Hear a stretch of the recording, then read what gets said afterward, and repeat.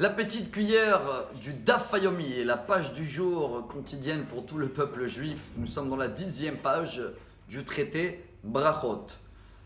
Si vous voulez, on va commencer avec la fin de la page. Là-bas, la Gemara nous apprend que s'il faut choisir un endroit pour prier, après tout ce qu'on a étudié avant, qu'il faut un endroit fixe pour la prière, et c'est bien la synagogue quand il y a 10 personnes, mais même dans l'endroit où on se trouve, s'il y a un endroit qui est plus haut et un endroit qui est plus bas, il vaut mieux toujours de chercher l'endroit le plus bas pour prier. Comme dit le roi David dans le Télim 130, Mima amakim kerati Hashem, de la profondeur. Il y a des moments qui sont le plus bas dans le mois, c'est Rosh Chodesh par rapport à la lune, on ne la voit pas. À partir de le début du mois, elle va commencer à se développer. C'est à ce moment-là où on va tous citer un Télim, qui est le 104, que la Gemara, elle nous raconte que c'est la première fois que le roi David a utilisé le mot magique, la clé pour ouvrir toutes les portes. Alléluia. Ce mot contient le mot Hallel, le chant, et le nom de Dieu, 26, Yudke Vavke. Et chacun de nous, quand on le fait tous les Rosh Chodesh, j'espère que grâce à cette page aujourd'hui, on va apprendre que la femme de Rabbi Meir Baal Hanes, Brouria, elle nous a appris comment commenter la dernière phrase de ce Teilim. Et la Gemara nous raconte que Rabbi Meir Baal Hanes, il avait des voisins qui n'étaient pas gentils. Chaque fois, il cherchait à leur faire des problèmes. Et il a commencé à prier, Dieu, s'il te plaît, enlève-les-moi de mon chemin.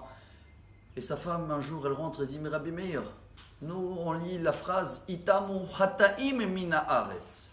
Et pas, Itamu hotim mina aretz. C'est vrai que les lettres, ils sont les mêmes en hébreu. Si on met les voyelles en haut, ça devient hotim. Ça veut dire les pécheurs doivent être éliminés de ce monde.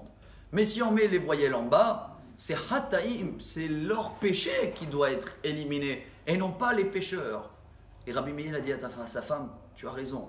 Et il a commencé à prier, pas que Dieu il les enlève de son chemin, que Dieu il va leur faire teshuva. Et c'est ce qui s'est passé à la fin.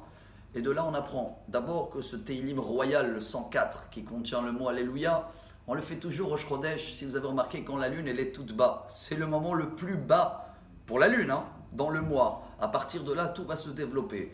Et si nous, on veut toujours avoir ce mot magique avec nous, cette clé qu'elle contient, la glorification, ça se dit, du nom de Dieu, Hallel et Yudke Vavke, venez, on essaye de rentrer dans notre langage toujours Alléluia et se rappeler, s'il y a quelque chose qui nous gêne, jamais on va prier que ces personnes-là ne seront plus là. L'inverse, que Dieu va faire en sorte qu'ils vont faire teshuva, comme ça a marché pour la femme de Rabbi Meir et pour Rabbi Meir.